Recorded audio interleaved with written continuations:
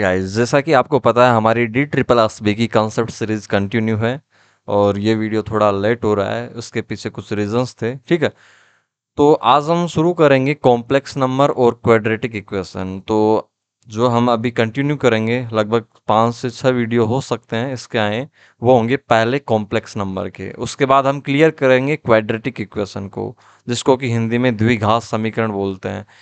ये द्विघात समीकरण क्या होता है, सब कुछ हम क्लियर करेंगे। पहले कॉम्प्लेक्स नंबर शुरू करेंगे। ठीक है, आज आज फोकस करना है सिर्फ और सिर्फ कॉम्प्लेक्स नंबर पर, और अगले 4-5 वीडियो आएंगे वो कॉम्प्लेक्स नंबर से रिलेटेड आएंगे। ठीक है, तो एक कंसेप्ट सीरीज में आपका क्या होगा कि आपका प्रत्येक कंसेप्ट क्लियर होगा। तो चलिए स्टार्ट करते हैं। तो यहाँ पर थोड़ा इसका डेमो दे देते हैं पहले। Mathematics is the queen of science. जो विज्ञान की रानी कहा जाता है उसको मैथमेटिक्स को कहा जाता है। पेडागोजी वाले विद्यार्थियों के लिए इंपॉर्टेंट है ये वाली लाइन, क्वेश्चन बन सकता है वहाँ पे सीधा। ठीक है, तो पेडागोजी अगर आएगी तो उसमें क्वेश्चन बनने के लिए संभावना है, तो उसके रिगार्डिंग में बता रहा हूँ। Mathematics is the queen of science. विज्ञान की रानी तो मैथमेटिक्स गणित को कहा गया है, और गणित की रानी अंक गणित को कहा गया है। And arithmetic is the queen of mathematics. ठीक है, किसने कहा है? कॉल फ्रेडरिक गॉस ने। आपको पीछे वाला कीवर्ड गॉस याद रखना है। ठीक है, क्वाड्रेटिक इक्वेशन। अब ये है क्वाड्रेटिक इक्वेशन का मतलब द्विघात समीकरण। द्विघात समीकरण आपको बिल्कुल माइंड नहीं लगाना है यहाँ पे। अगर आपको इसके बारे में कंसेप्ट क्लियर नहीं है तो यहाँ पे बिल्कुल माइंड नहीं लगाएं, और ऐसे नहीं सोचे कि चीज़ें समझ में नहीं आ रही है। मैं आपको ये समझाने की कोशिश भी नहीं कर रहा हूँ। ठीक है, मेरे को सीधा समझाना है आपको कॉम्प्लेक्स नंबर। ठीक है, तो एक चर वाली समीकरण क्योंकि इसमें एक चर है एक्स ओनली। ठीक है, दो चर वाली समीकरण क्योंकि इसमें दो चर है। ठीक है, तो कुल मिला के जिसमें एक चर है उसको एक चर वाली समीकरण बोलेंगे, जिसमें दो चर है उसको दो चर वाली समीकरण बोलेंगे। अब एक चर वाली द्विघात मतलब दो घात हो। ठीक है, तो चर तो इसमें x एक ही है। ठीक है, लेकिन इसकी द्विघात है मतलब दो घात है, तो ये द्विघात समीकरण हो जाएगी। तो कुल मिला के द्विघात समीकरण क्या होती है? चर कोई सा भी हो सकता है, X Y Z A B C. अगर चर माने तो ए बी सी को मान सकते हैं। तो चर कोई सा भी हो सकता है, लेकिन चर अकेला वही होना चाहिए। जैसे कि एक्स है तो एक्स ही होना चाहिए, और उसमें द्विघात का मतलब उसकी चर की मैक्सिमम घात दो होनी चाहिए। ठीक है, तो मानक रूप क्या होता है द्विघात समीकरण का? मानक रूप होता है A X square plus B X plus C equal to 0। ठीक है, जो ये वाला कंसेप्ट है समीकरण क्या होती है, ठीक है, असमीकाई क्या होती है, और सर्व समीकाई क्या होती है, सब कुछ मैं आपको पिछले वीडियोस में क्लियर करवा चुका हूँ। तो जो ये द्विघात समीकरण होती है उसके मूल हम सीधे श्रीधराचार्य सूत्र से निकालते हैं। यहाँ पे आपको डायरेक्ट बताना पड़ेगा जो द्विघात समीकरण है इनसे रिलेटेड कंसेप्ट, क्योंकि उनका टॉपिक नहीं है यहाँ पे, केवल वो एक तरीके से रोल निभा रहे हैं तो इनको बताना पड़ रहा है। तो द्विघात समीकरण क्या होती है, उसका मानक रूप ये होता है। ठीक है, और श्रीधराचार्य सूत्र के द्वारा इसके मूल निकाले जाते हैं। जितनी घात होगी उतने ही उसके मूल होंगे। यहाँ पे दो घात है, दो दो ही इसके मूल होंगे। ठीक है, चलिए। ठीक है, तो मूल कैसे निकालते हैं? मूल वाला सूत्र आपको पता ही होगा, द्विघात वाला फॉर्मूला। यहाँ पे इसको डी मान लेते हैं। ठीक है, इस वाले को, तो इस वाले को डी मान लेते हो, तो बी स्क्वायर माइनस फोर ए सी अगर जीरो से छोटा है तो वास्तविक संख्याओं की प्रणाली में, मतलब कुल मिला के मैं क्या कहना चाह रहा हूँ, मैं यह कहना चाह रहा हूँ कि अगर बी स्क्वायर माइनस फोर ए सी का मान जीरो से छोटा है तो यहाँ पे क्या घटित होगा? यहाँ पे घटित होगा कि अगर जीरो से छोटा है तो मतलब नेगेटिव में आएगा, -1 -2। ठीक है, इस तरीके से आएगा कुल मिला के कुछ भी। अगर ये अंडर रूट में आता है तो इसका वैल्यू क्या होगा? हम कैसे इसका वैल्यू कैलकुलेट करेंगे? ठीक है, तो इसकी बात कर रहे हैं हम यहाँ पे। तो जो बट यहाँ पे लिख रखा है बी स्क्वायर माइनस फोर ए सी, जिसका मान जीरो से छोटा है, जो कि वास्तविक संख्याओं की प्रणाली में संभव नहीं है। क्या ये वास्तविक संख्याओं के अंदर शामिल किया जा सकता है अंडर रूट में माइनस की संख्या? जी बिल्कुल नहीं, जैसा कि आप पहले से जानते होंगे। ठीक है, भाई कॉम्प्लेक्स नंबर नहीं। तो कुल मिला के अब यहाँ से क्वेश्चन उठता है कि भाई हम कॉम्प्लेक्स नंबर पढ़ तो रहे हैं, लेकिन कॉम्प्लेक्स नंबर की आवश्यकता क्यों पड़ी? वो इसीलिए पड़ी, जैसे कि यहाँ पे द्विघात समीकरण हमने यहाँ पे ली थी, इसमें अगर बी स्क्वायर माइनस फोर सी का मान 0 से छोटा है तो -1। अब इसको क्या नाम देंगे? जब ये वास्तविक संख्या भी नहीं है तो इसको संख्या तो है, तो कुछ तो नाम देंगे, ठीक है। तो उसकी वजह से, इस संख्या को नामकरण की वजह से और इन सभी चीज़ों की जो कि अब रीजन बताने जा रहे हैं उनकी वजह से कॉम्प्लेक्स नंबर की आवश्यकता पड़ी। तो यहाँ पे हम एक इक्वेशन ले रहे हैं एक्स स्क्वायर प्लस वन बराबर जीरो। जैसे कि मैं एक इक्वेशन और लेता हूँ एक्स स्क्वायर माइनस वन बराबर जीरो, तो इसको हम पक्षांतरण करके एक्स स्क्वायर बराबर वन और एक्स के मूल निकालेंगे तो प्लस माइनस वन दो मूल निकल जाएंगे। दो मूल क्यों निकले हैं? क्योंकि इसमें द्विघात समीकरण है, इसलिए तीन होते, तीन घात होती तो तीन मूल निकल जाते, ठीक है। तो ये हमने सीधा निकाल लिया। लेकिन यहाँ पे पंगा थोड़ा उल्टा हो गया, यहाँ पे नेगेटिव की जगह यहाँ पे पॉजिटिव चिन्ह है, ठीक है। पॉजिटिव चिन्ह है तो दिक्कत क्या हो गई? दिक्कत ये हो गई कि यहाँ पे बराबर जीरो मतलब बराबर पक्षांतरण करके -1 लाएंगे इधर, तो अक्स को जैसे ही अक्स का वैल्यू निकालेंगे तो अंडर रूट में -1 चला जाएगा, और अंडर रूट में अगर नेगेटिव संख्या चली जाती है तो उसका सॉल्यूशन क्या लिखेंगे अपन? अब तक मतलब मैं उस समय की बात कर रहा हूँ जब केवल वास्तविक संख्याओं का ही राज चलता था, उसके अलावा कोई संख्या थी ही नहीं। तो उस समय जैसे ये वाली कंडीशन सामने आई तो सभी के सभी चकित रह गए, मतलब भाई इसको नाम दे तो क्या दें ये, क्योंकि ये वास्तविक संख्याओं के अंदर भी सम्मिलित नहीं की जा सकती, ठीक है। तो इसकी वजह से जो -1, जितनी भी माइनस में संख्याएं होती है उसको अंडर रूट में लेते हैं, ठीक है। तो उन संख्याओं के नामकरण मतलब उनको परिभाषित कैसे किया जाए, तो इन सभी को ध्यान में रखते हुए, ठीक है। तो there is not any value of real number x possible which is satisfy with, मतलब कुल मिला के अगर वास्तविक संख्याओं के ज़माने की बात करें, वास्तविक संख्याएं जब चलती थी तो कुल मिला के इस वाली इक्वेशन को एक्स की मतलब यानी ये वाली इक्वेशन कुल मिला के, चलो मैं आपको थोड़ा दूसरे तरीके से बताता हूँ। ये वाली इक्वेशन है, इसमें एक्स का कौन सा मान रखें, ठीक है, इसमें एक्स का कौन सा मान रखें, एक्स की कौन सी वैल्यू पुट करें कि साइड में जीरो आ जाए। तो हमने अब तक क्या पढ़ा है? हमने कुछ चीजें पढ़ी है। कौन कौन सी चीजें पढ़ी है? हमने पढ़ा है वास्तविक संख्याएं जो कि माइनस अनंत से प्लस अनंत तक चलती है और परिमेय अपरिमेय सब कुछ आती है इसके अंदर। लेकिन हमको पता है जीरो बीच में आता है, इधर पॉजिटिव में आती है संख्याएं, ठीक है, इस तरह नेगेटिव में आती है। तो कुल मिला के यहाँ पे एक्स की जगह पॉजिटिव रखो चाहे नेगेटिव, कुल मिला के कम छोटी से छोटी संख्या हम क्या लिख सकते हैं इसको बनाने के लिए? जीरो। एक मिनट पीछे चलते हैं। तो छोटी से छोटी संख्या यहाँ पे x की जगह छोटा से छोटा मान बनाने के लिए हम जीरो लिख सकते हैं यहाँ पे, ठीक है। तो जीरो का स्क्वायर होगा तो जीरो ही आएगा। तो कुल मिला के यहाँ पे 1 बराबर जीरो, दोनों पक्ष बराबर नहीं हुए। अब x की जगह आप प्लस वाली वैल्यू रखो चाहे माइनस की, कुल मिला के वो तो प्लस में आएगा। तो कुल मिला के वास्तविक संख्याओं के ज़माने में जब माइनस अनंत से प्लस अनंत तक ये चीज़ें चलती थी तो ऐसी कोई सी भी संख्या पॉसिबल नहीं थी जो इस एक्स के मतलब ऐसा कोई भी एक्स बराबर कोई भी वैल्यू पॉसिबल नहीं थी वास्तविक संख्याओं के ज़माने में कि इस समीकरण को संतुष्ट करता हो। तो कुल मिला के इस जगह जाके हमको क्या, हमारे जो साइंटिस्ट थे मतलब मैथ मैथ वाले, उन्होंने सोचा कुछ ना कुछ तो खोजा, मतलब संख्याएं अपूर्ण है, तब जाके तो ये सामने कंडीशन आ रही है कि भाई संख्याएं अपूर्ण है, अभी तक संख्याओं का विस्तार करना मतलब हमको बनता है, कुल मिला के संख्याओं का विस्तार करना चाहिए, अन्यथा ये वाली इक्वेशन तो फेल हो जाएगी, इसको संतुष्ट कैसे करें। तो इन सभी रीजंस की वजह से पहला तो दूसरा तो मतलब कुल मिला के एक्स का वैल्यू निकालेंगे तो अंडर रूट -1, इसको क्या नाम दिया जाए, दूसरा इस तरीके की जो भी इक्वेशन बन रही थी उनको संतुष्ट कैसे किया जाए, इन सभी को ध्यान में रखते हुए उनने सोचा कुछ ना कुछ तो गड़बड़ है, कुछ ना कुछ तो गड़बड़ है, संख्याओं का विस्तार किया जाना चाहिए, ठीक है, ताकि नई संख्याएं आ सके और क्या हो सके, इन इक्वेशंस का सॉल्यूशन हो सके।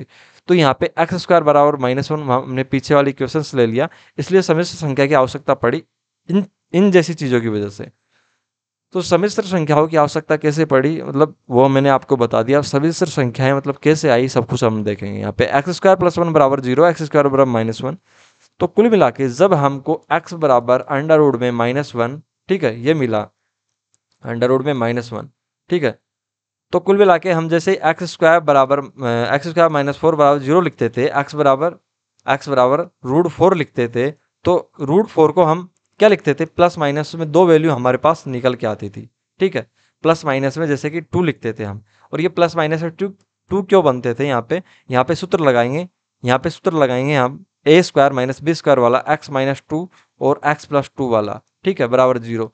तो यहाँ से अगर हम x की वैल्यू निकालेंगे तो एक बार तो 2 निकलेगी, एक बार -2 निकलेगी। इसकी वजह से यहाँ पे +-2 लिखते हैं, ठीक है, इसकी वजह से। तो कुल मिला के ये वाली संख्या है, तो हमने इसके आगे प्लस माइनस लगा दिया, तो कुल मिला के इसके आगे भी हमको प्लस माइनस लगाना चाहिए। तो x बराबर +-√-1। तो 2 मूल प्राप्त होंगे x के यहाँ पर, ठीक है, ये वाला और ये वाला। अब इनको नाम क्या दिया जाए, तो इसी जगह से सम्मिश्र संख्याओं की स्टार्टिंग होती है। हमने इसको आयोटा मान लिया, ठीक है, हमने इसको क्या मान लिया, √-1 को हमने मान लिया, इससे कहेंगे हम आज से आयोटा। और आयोटा किसको रिप्रेजेंट करेगा, आयोटा रिप्रेजेंट करेगा इमेजनरी काल्पनिक संख्याओं को, ठीक है।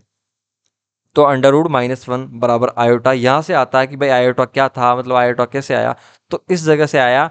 इस वाले मान को हमने आयोटा मान लिया, जो कि हमको सम्मिश्र संख्या बनाने में मदद करेगा, काल्पनिक जगत में, संख्याओं के काल्पनिक जगत में ले जाने की, मतलब हमारी जो ख्वाहिश है उसको पूरी करेगा। तो उस समय आयोटा को मतलब √-1 को आयोटा मान लिया गया। और ये मतलब 2 मूल प्राप्त होते हैं x के इस इक्वेशन से। तो कुल मिला के 2 वैल्यू, एक तो आयोटा, एक माइनस आयोटा, आयोटा और माइनस आयोटा मिलेगी। तो जब हमको ये वाली वैल्यू मिल गई, -1 का अंडर रूट बराबर आयोटा मिल गई, तो हमने इससे 2 वैल्यू यहाँ से जनरेट की। कैसे, जैसे कि आयोटा स्क्वायर किया यहाँ पे, तो इसका ये वर्गमूल है वो हट जाएगा, ये -1 आ जाएगा। फिर आयोटा क्यूब किया हमने, आयोटा क्यूब किया तो हमको क्या मिला, आयोटा क्यूब किया तो हमने देखा यहाँ पे आयोटा स्क्वायर डॉट आयोटा लिख सकते हैं इसको। और आयोटा स्क्वायर की वैल्यू हम जानते हैं क्या होती है, आयोटा स्क्वायर की वैल्यू -1 होती है। -1 किया यहाँ पे तो माइनस आयोटा मिल गया, तो आयोटा क्यूब की वैल्यू माइनस आयोटा हमको मिल गई। अब चलते हैं आयोटा 4 की वैल्यू कैसे जनरेट की हमने, आयोटा 4 का मन कैसे निकाला। तो आयोटा 4 को लिख सकते हैं iota square dot iota square. Iota square का मान -1 होता है और इसका मान -1, दोनों मल्टीप्लाई होंगे तो +1 मिल जाएगा।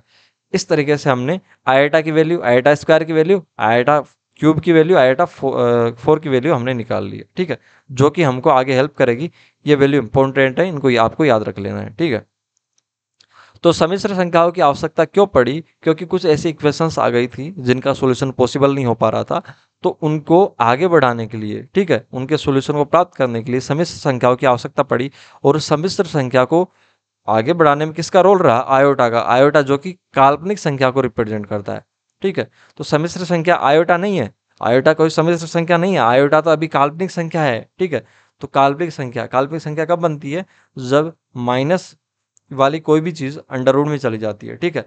सम्मिश्र संख्या तो बाबू भैया अब बनेगी, ठीक है। सम्मिश्र का मतलब मिश्र संख्या, जो कि रियल नंबर और इमेजिनरी, मतलब वास्तविक और काल्पनिक संख्या के योग से बनेगी। अब समझाते हैं आपको पूरे ब्रह्मांड की कहानी। आप बिल्कुल फोकस कर लीजिएगा यहाँ पर, ठीक है, यहाँ पर आपके ध्यान की बहुत ज्यादा आवश्यकता है। ये दुनिया है, हमने क्या लिखा, इन दिस वर्ल्ड, इसका मतलब इस दुनिया में, इस ब्रह्मांड में। जो ये चीजें आपको हिंदी मीडियम वालों से मैं कहना चाहूंगा, जो इंग्लिश में दिखाई दे रही है, तो इनको देख के ज्यादा कंफ्यूज ना होइएगा। बिल्कुल एक नंबर, मतलब बिल्कुल आसान चीजें हैं।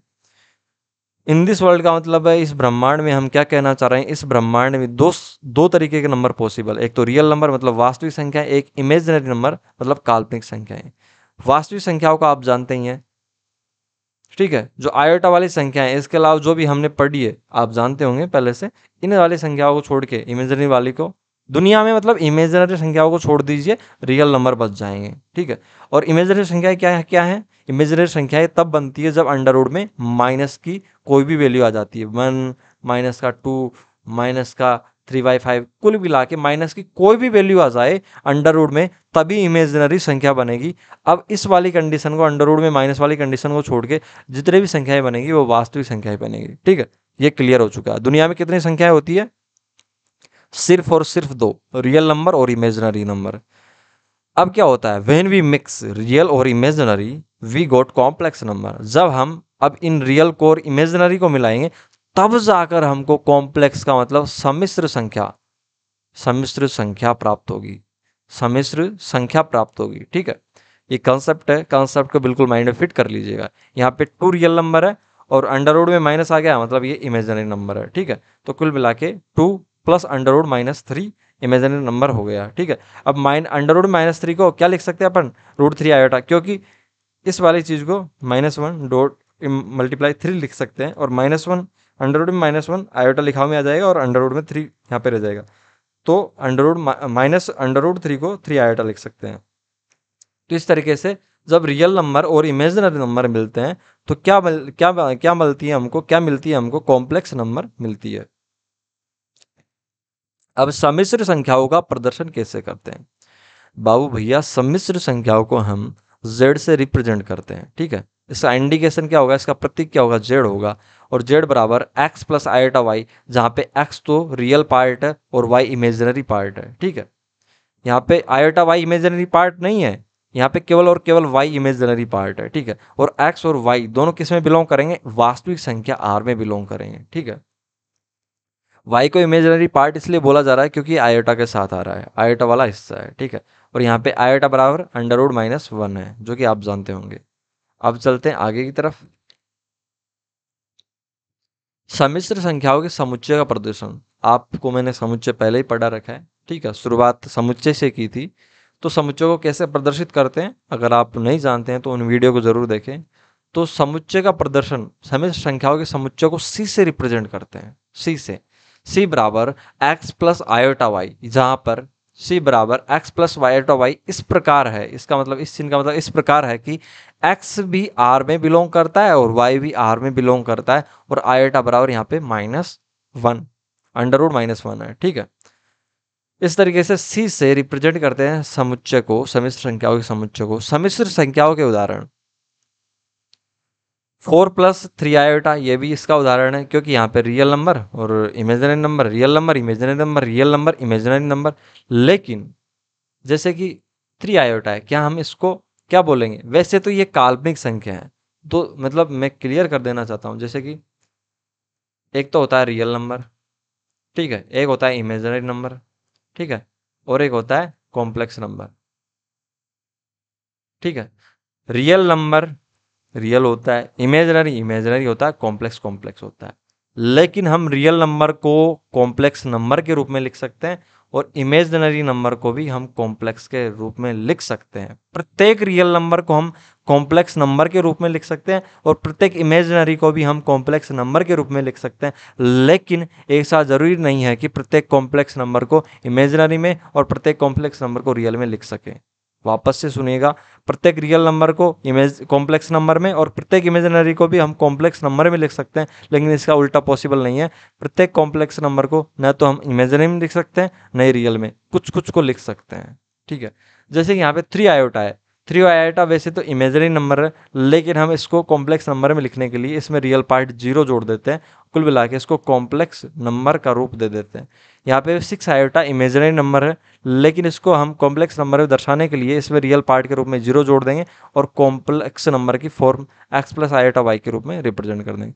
यहाँ पे √5 क्या है, √5 रियल नंबर है, लेकिन इसको अगर हम क्या करेंगे, इसको अगर हम कॉम्प्लेक्स नंबर में व्यक्त करना चाहेंगे तो प्लस में 0 डॉट आयोटा। ठीक है, इसका मतलब कुछ भी नहीं है, लेकिन कॉम्प्लेक्स नंबर की फॉर्म में व्यक्त करने के लिए हम इसमें 0 डॉट आयोटा इससे को जोड़ देंगे। ठीक है, इसका मतलब 0 ही है। 7 भी यहाँ पे 7 है, वो भी यहाँ पे रियल नंबर है, लेकिन इसको भी हम कॉम्प्लेक्स नंबर के फॉर्म में बताने के लिए 0 डॉट आयोटा मतलब 0 से, इसका मतलब भी 0 ही है, तो इससे इसको इसमें जोड़ देंगे। ठीक है, तो कोई बड़ी बात नहीं है, बड़ी बात ये थी जो कि मैंने आपको समझा दी। स्पेशल नोट आयोटा, आयोटा इसके बारे में भाई साहब स्पेशल नोट सुन लीजिएगा, ये आपको शायद कहीं मिले या नहीं मिले, यहाँ पे सुन लीजिएगा। आयोटा न तो शून्य होता है और न ही शून्य से बड़ा होता है, ठीक है, और न ही छोटा होता है, ये ध्यान रखिएगा। न तो आयोटा शून्य होता है, ठीक है, न तो आयोटा शून्य होता है, न ही शून्य से बड़ा होता है, न ही शून्य से छोटा होता है। ठीक है, आयोटा की वैल्यू आपको पता है √-1 होती है, आयोटा स्क्वायर की वैल्यू -1 होती है, आयोटा क्यूब की वैल्यू माइनस आयोटा होती है, आयोटा 4 की वैल्यू 1 होती है। ठीक है, इन वैल्यूज को याद रखिएगा, आगे काम में आएगी। कंसेप्ट चल रहा है अभी ओनली और ओनली। बट आयोटा एन की वैल्यू, आयोटा एन की वैल्यू हम कैसे निकालेंगे, आयोटा एन का मान हम कैसे निकालेंगे जब एन की वैल्यू 4 से बड़ी है, क्योंकि एन की वैल्यू 4 तक है, उसके मान तो हमको आते ही हैं यहाँ पे। ठीक है, लेकिन जब एन की वैल्यू 4 से बड़ी हो जाएगी, आयोटा में एन की वैल्यू 4 से बड़ी हो जाएगी, तो उसका मान कैसे निकालेंगे, उसका मान निकालेंगे जैसे कि आयोटा 25 है, तो कुल मिला के जो एन यहाँ पे 25 है, तो इस एन में 4 का भाग देंगे। ठीक है, तो इस एन में 4 का भाग देंगे, तो एन में 4 का भाग देंगे तो क्यू बार जाएगा और आर शेषफल बच जाएगा। ठीक है, तो जो मतलब भागफल प्रमेय है उसके अनुसार भाज्य n बराबर भागफल भाज्य बराबर भाजक 4 गुणा भागफल q प्लस शेषफल। शेषफल यहाँ पे r हो जाएगा। और शेषफल क्या रहेगा? शेषफल या तो मतलब 0 और 3 के बीच में रहेगा, या तो 0 हो सकता है या 3 हो सकता है, या 0 और 3 के बीच में हो सकता है। 4 क्यों नहीं हो सकता? क्योंकि 4 का तो भाग दे रहे हैं किसी भी संख्या में, जैसे कि 25 है उसमें 4 का भाग देंगे, 4 छक्का 24, एक शेषफल बचा। तो कुल मिला के 4 से बड़ा तो शेषफल बचने की बात ही रही, क्योंकि 4 से बड़ा होगा तो 4 का भाग उसी में चली जाएगा, तो 4 से छोटा ही शेषफल बचेगा। या तो 0 बच जाए, 0 से बड़ा, या 3 के बराबर बच सकता है, 3 से छोटा बच सकता है। ठीक है, तो आर की वैल्यू इस तरीके से रहेगी। तो आयोटा कुल मिला के हम इसको प्रूव करने जा रहे हैं। वैसे डायरेक्ट लिख सकता था मैं, डायरेक्ट क्या लिख सकता था? आयोटा एन बराबर 4 का भाग देंगे एन में, और जो शेषफल बचेगा, ठीक है, उस शेषफल के रूप में लिख सकते हैं उसको आयोटा को। और उसकी वैल्यू जैसे कि क्या नाम है, आयोटा की आर की वैल्यू 3 मैक्सिमम तक हो सकती है, और 0 से 3 तक का आयोटा का मान हमको आता ही है। ठीक है, इसकी वजह से। लेकिन हम इसको प्रूव कर रहे हैं, तो एन आयोटा एन की जगह इस भागफल प्रमेय से एन का मान यहाँ पे पुट करेंगे, और इसको पृथक करेंगे। पृथक कैसे कर सकते हैं? इस तरीके से कर सकते हैं, जैसे कि आयोटा 4q, ठीक है, 4 मल्टीप्लाई, जैसे कि आयोटा 4q को क्या लिख सकते हैं अपन? आयोटा 4, ठीक है, कोष्टक के बाहर q, ठीक है, इसका मतलब भी यही होता है, आप जानते होंगे। ठीक है, इस नॉर्मल चीजें हैं, तो इस तरीके से लिख सकते हैं। प्लस प्लस क्योंकि सेम आधार है तो घातें जुड़ जाएगी, तो इसको तोड़, इस वजह से यहाँ से इसको तोड़ के लिख सकते हैं, तो आयोटा की पावर आर। ठीक है, तो कुल मिला के आयोटा 4 का मान आप जानते हैं 1 होता है। ठीक है, यहाँ पे 1 पुट कर दिया, 1 की वैल्यू क्यू लिखो चाहे कुछ भी लिखो, 1 ही आता है। ठीक है, और आयोटा की पावर आर, तो कुल मिला के इस वाली चीज से हमको क्या मिली? आयोटा की पावर आर मिली। तो आयोटा एन बराबर आयोटा आर मिलेगा, और आर कब मिलेगा? जब हम इसमें 4 एन में 4 का भाग देंगे, तो कुल मिला के ये आर मिलेगा। और आयोटा आर की वैल्यू 0 से 3 के बीच में होगी, और 0 से 3 आयोटा की पावर 0 से 3 का मान हम जानते हैं, यहाँ पे हमने देख रखा है। ठीक है, तो कुल मिला के इजीली हम बता पाएंगे। अब चलते हैं आगे की तरफ। आयोटा की ऋणात्मक घातों का मान ज्ञात करने का तरीका, जैसे कि आयोटा की पावर -1 दे दी, तो कुल मिला के उनको ज्ञात कैसे करना है, उनका मान कैसे करना है? उनको हमको सीधा ध्यान रखना है आपको, उनको हमको आयोटा की पावर 1 से लेकर, ठीक है, जीरो जीरो भी लिख सकते हैं, आयोटा की पावर 0 का मान 1 हो जाएगा। ठीक है, किसी की पावर 0 हो उसका मान 1 ही होता है। तो कुल मिला के आयोटा की पावर 0 से लेकर आयोटा की पावर 4 तक बनाना है। ठीक है, इसके बीच में बनाना है इन चीज़ों को। ठीक है, इसके रूप में कन्वर्ट करके ऊपर नीचे मल्टीप्लाई करके, अब इनका मान हमको आता ही है, तो सीधा पुट करेंगे वैल्यू। तो आयोटा की पावर -1 को 1 अपॉन आयोटा लिख सकते हैं। फिर हमको क्या करना है? हमको जैसे कि हर है इसमें आयोटा 4 बनाना है। ठीक है, तो आयोटा 3 से ऊपर नीचे गुणा कर दिया, यहाँ पे आयोटा 4 बन गया, आयोटा 3 यहाँ पे बन गया। आयोटा 3 की वैल्यू भी हमको आती है, आयोटा 4 की वैल्यू भी हमको आती है। 4 की वैल्यू हमने पुट करी 1, और आयोटा क्यूब की वैल्यू हमको पहले से पता है। आयोटा क्यूब की वैल्यू क्या होती है? आयोटा स्क्वायर की वैल्यू माइनस, यहाँ पे आयोटा स्क्वायर की वैल्यू हम जानते हैं -1 होती है। ठीक है, यहाँ पे आयोटा स्क्वायर की वैल्यू -1 होती है, आयोटा क्यूब की वैल्यू माइनस आयोटा होती है। ठीक है, अभी चलते हैं, आयोटा क्यूब की वैल्यू यहाँ पे माइनस आयोटा होगी। ठीक है, माइनस आयोटा होगी, और कुल मिला के 1 का भाग देंगे तो भी माइनस आयोटा आएगा। ठीक है, यहाँ पे थोड़ा गलत लिखाव में आ गया था। अब आयोटा की पावर -2, इसको हम 1 अपॉन आयोटा स्क्वायर लिख सकते हैं, और आप जानते हैं 1 अपॉन आयोटा स्क्वायर मतलब आयोटा 2 की वैल्यू का मान, आयोटा स्क्वायर की वैल्यू का मान -1 होता है। 1 अपॉन -1 बराबर -1 वैल्यू आ गई। ठीक है, इस तरीके से। अब आगे चलते हैं अपन, आयोटा क्यूब, जैसे कि अगर आप इसको आगे सोल्व करना चाहिए तो माइनस आयोटा का मान √-1 होता है। ठीक है, इस तरीके से आप लिख सकते हैं इसको, तो इजी होगा इस तरीके से लिखना। आयोटा क्यूब, आयोटा की पावर -3, तो 1 अपॉन आयोटा 3 लिख दिया आपने इसको। आयोटा 4 बनाना है, तो आयोटा से ऊपर नीचे मल्टीप्लाई किया, आयोटा ऊपर रह गया, आयोटा 4 यहाँ पे 1 आ गया। आयोटा आयोटा 4 का मान हमको पता है 1 होता है, और आयोटा बटे 1 बराबर आयोटा हमको मिल गया। आयोटा की पावर -4, अब इसको क्या लिखेंगे? 1 अपॉन आयोटा 4। ठीक है, 1 अपॉन आयोटा 4, आयोटा 4 की वैल्यू सीधा 1 होती है, 1 हो गया। इस तरीके से अपन आयोटा की माइनस घातों के मान ज्ञात कर सकते हैं। अब एक कंसेप्ट महत्वपूर्ण तथ्य है जो कि आपको क्वेश्चन सोल्व करने के लिए हो सकता है DSSB में ये वाला इसी तरह के क्वेश्चन सीधे टैग दिए जाएं। ठीक है, तो ये वाला कंसेप्ट आपको ध्यान रखना है। 4 क्रमागत घातें आयोटा की, जैसे कि आयोटा 5, आयोटा 6, आयोटा 7 और आयोटा 8, कुछ भी हो। ठीक है, 4 क्रमागत होनी चाहिए, उनमें बीच में गैप नहीं होनी चाहिए, उनका योगफल हमेशा 0 होता है। ठीक है, 0 होता है। कैसे होता है? Iota n plus 1 iota n plus 2, ठीक है। कुल मिला के एन किस में बिलोंग करेगा? जो ये घाते होगी, ठीक है, वो जेड में मतलब पूर्णांक में बिलोंग करेगी, मतलब माइनस अनंत से प्लस अनंत तक पूर्णांक रहेगी, लेकिन ठीक है, वास्तविक संख्या नहीं, ओनली पूर्णांक संख्या है। माइनस वाली भी हो सकती है घाते, ठीक है, जैसे कि आयोटा की पावर -2, फिर आयोटा की पावर -1, ठीक है, फिर आयोटा की पावर 0, फिर आयोटा की पावर 1। इसका मान भी क्या होगा? 4 क्रमागत घाते हैं लगातार है, तो इसका मान भी 0 होगा, ठीक है, इस तरीके से। तो आयोटा की पावर n बराबर 1, ठीक है। तो कुल मिला के आयोटा की पावर n के मान अपन को क्या क्या प्राप्त हो सकते हैं? आयोटा की पावर n के मान अपन को या तो 1 प्राप्त हो सकता है, या आयोटा प्राप्त हो सकता है, फिर या -1, या फिर माइनस आयोटा, जहाँ n कोई पूर्णांक है, ठीक है। वो कैसे? जैसे कि हमने यहाँ पे आपको बताया था। कुल मिला के आयोटा की ये 4 वैल्यूज पॉसिबल होगी, या तो -1 मिल जाएगा अपन को आयोटा आयोटा का मान, ठीक है, आयोटा एन का मान, ठीक है, आयोटा एन का मान या तो अपन को क्या मिल जाएगा? -1 मिल जाएगा, या माइनस आयोटा मिल जाएगा, ठीक है, या 1 मिल जाएगा, या आयोटा पॉजिटिव में मिल जाएगा, ठीक है। इस तरीके से आयोटा एन के मान कितने पॉसिबल हो सकते हैं? केवल ये 4 ही हो सकते हैं पॉसिबल। आप आयोटा की वैल्यू कुछ भी, एन की जगह कुछ भी रख के देख लीजिए, आपको इन चारों वैल्यू में से कुछ एक नजर आएगी, ठीक है, इस तरीके से। इनके अलावा कोई वैल्यू मतलब कोई मान नहीं बनेगा आयोटा की पावर एन का, आप वैल्यू पुट करके रख सकते हैं, ठीक है।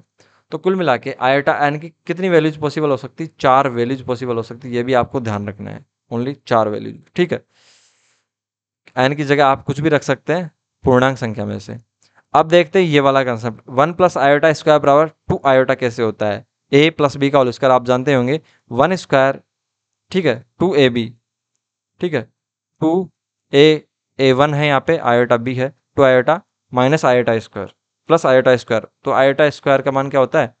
-1 होता है, तो -1 यहाँ पे -1 हो जाएगा, और ये -1 + 1 कट जाएगा, 2 आयोटा हो जाएगा। इस तरीके से यहाँ पे 1 माइनस आयोटा स्क्वायर बराबर -2 आयोटा कैसे हुआ? 1 का स्क्वायर माइनस 2ab, ठीक है, ठीक है, उसके बाद प्लस आयोटा स्क्वायर, तो आयोटा स्क्वायर का मान वापस से -1, ये कट जाएगा। इस तरीके से इनकी वैल्यू ये होती है, आप डायरेक्टली याद कर सकते हैं, इनको भी पूछा जा सकता है वहाँ पे, ठीक है। 1 plus iota upon 1 minus iota का मान आयोटा कैसे होता है? इसका परिमयीकरण करेंगे तो नीचे, ऊपर नीचे 1 प्लस आयोटा से मल्टीप्लाई करेंगे, तो ऊपर 1 प्लस आयोटा का होल स्क्वायर हो जाएगा, और नीचे 1 स्क्वायर माइनस आयोटा स्क्वायर हो जाएगा, ठीक है। तो नीचे क्या होगा? 1 माइनस आयोटा स्क्वायर होगा। तो कुल मिला के आयोटा स्क्वायर की मान वैल्यू -1 होती है, तो 1 और 1 जुड़ जाएंगे यहाँ पे, और 1 प्लस आयोटा का स्क्वायर हमने यहाँ पे देखा है 2 आयोटा होता है, ठीक है।